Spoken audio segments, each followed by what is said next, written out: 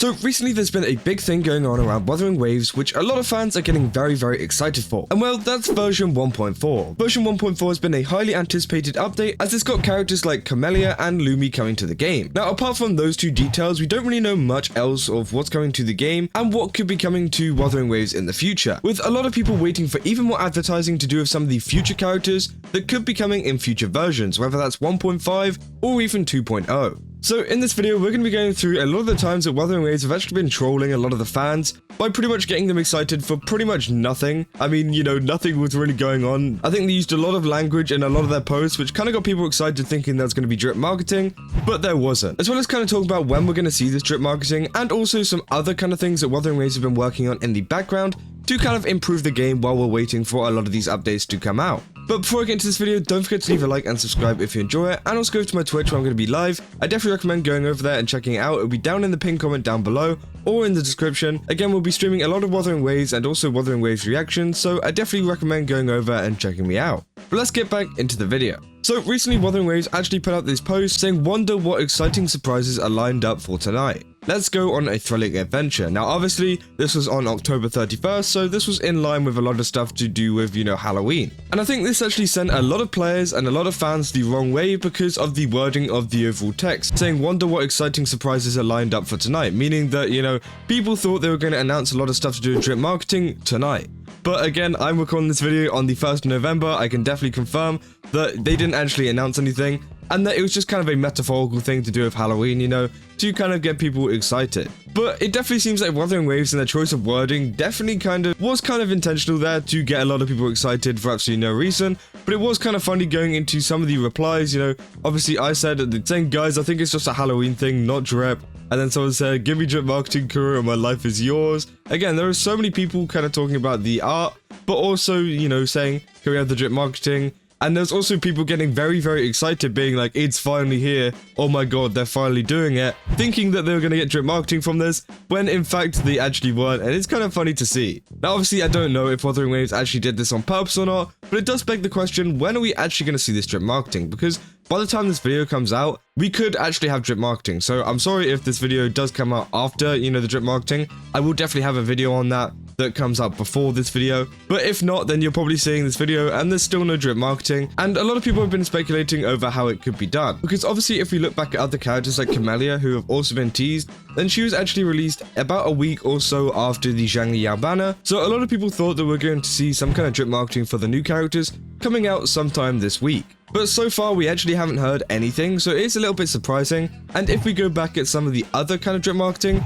it's not the same case. Camellya came out at a completely different time to Shorekeeper, and there doesn't seem to be any kind of schedule to, you know, how they release this kind of stuff. Now there has also been speculation that maybe they're going to release the drip marketing for the future character after the Camellya banner drops, which I could also see, and it kind of depends on what Wuthering Waves are doing in the future, because obviously there's been a lot of rumors that they're going to, you know, kind of get through version 1.0 quickly and just go straight to version 2.0 instead of version 1.5. So we could be seeing a even bigger trailer or an even bigger update coming out, which obviously they might need a little bit more time to prepare, and in terms of like timings and releasing stuff, maybe they want to build up that hype a lot more closer to the actual release of it, rather than, you know, releasing drip marketing like they usually do. Because again, it's all good them like releasing drip marketing, but they could release some kind of character that looks completely different to a lot of the characters we've already seen, and obviously that will kind of give away the fact that we're getting a whole new version. But again, we don't really know what's going on with that. We could just be getting 1.5 like we do usually, and I do think that it's probably more likely that we're going to get version 1.5,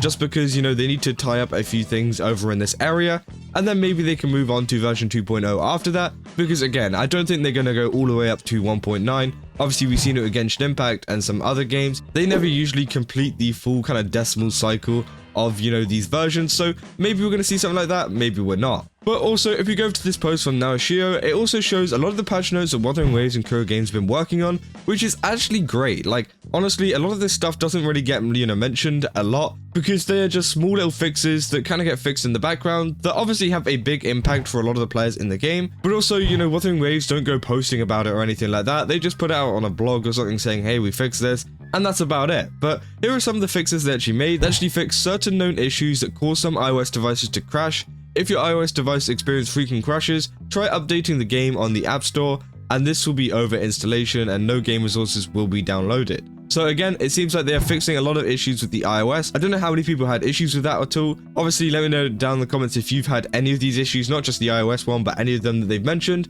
Because again, it's really great to see that they've been listening and actually fixing this kind of stuff. And this came out literally yesterday. They said fixed an issue where in Tower Adversity, the displayed res stats for the Exile Technician, an enemy encountered on floor 2 of the Hazard Tower in the Hazard Tower zone, did not match the actual effects. Then fixed an issue where in co-op mode, the effects of Echo Skill Fallacy of No Return sometimes failed to be granted to the resonators. So again, that's great to see. Obviously, these were a few little bugs that just happened in the game. And again, as someone who plays the game, I don't think I've seen any of these happen to me before. But again, it seems like they, a lot of people have been complaining about them. So it's really good to see that they fixed that. And they go on saying, fix an issue where co-op mode, the joining player picks up certain items in the Black Shore area of your world. That isn't a great one. Obviously, if you remember with stuff like the Cave glitch, obviously this one isn't as bad as the Cave glitch, but back in the day whenever Genshin, was around Sumeru and stuff, Cave actually had a glitch in co-op where you could actually remove a lot of like immovable objects in your world.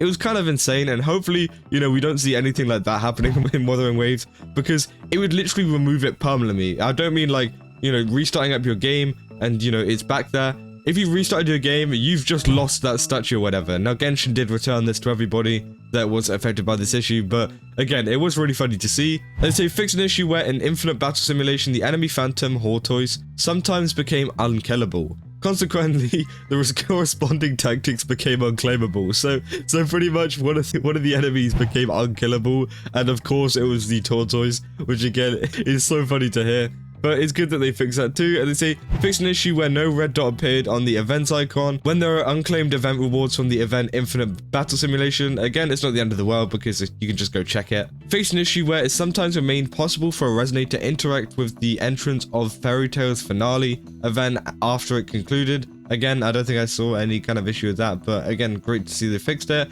And finally, optimize the instruction text for side quest Lolo campaign navigation in the event Lolo campaigns rerun. So again, good to see that they fixed all of these issues, and it really does prove how Kuro Games does actually like to listen to a lot of the complaints and make these hot fixes quickly, rather than waiting for another update to come out. And it kind of proves as well that Wuthering Waves aren't doing nothing in between a lot of these breaks in advertising. Obviously, I talked about in my last video, there was a little bit of stuff going on with like the advertising and how quickly Kuro Games are getting this out. But honestly, I think it is great that they are doing this stuff in the background, releasing patch notes, releasing these extra things that, kind of give an update and improve the quality of life of the game. And if they're doing that, constantly and, just aren't being lazy, I think that's totally okay. And hopefully we do see something to do with the drip marketing soon, because again, I really need to know who this character is. And obviously, as a content creator, I've been waiting for this so that I can make a video on it. Now, obviously, if it does come out today, after I record this video, then I will make a video before this video,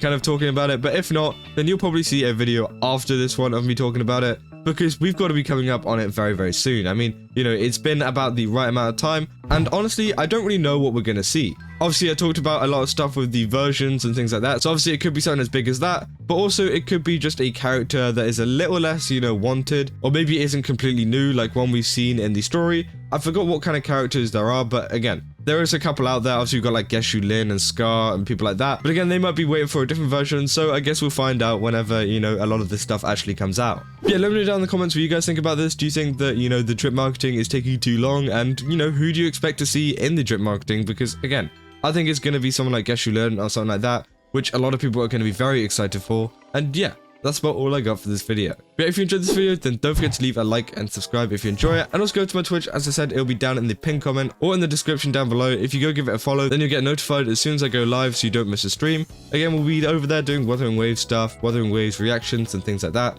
So I definitely recommend checking it out. And also go to GameSubs as well. Use my code KAZO where you can get yourself 10% off a ton of that stuff over there. I definitely recommend doing that as well. They've got a ton of really cool events on at the moment. So, why not check it out? It'll be down in the description below as well. But yeah, that's what I got, and I'll see you guys in the next one. That's all. See ya.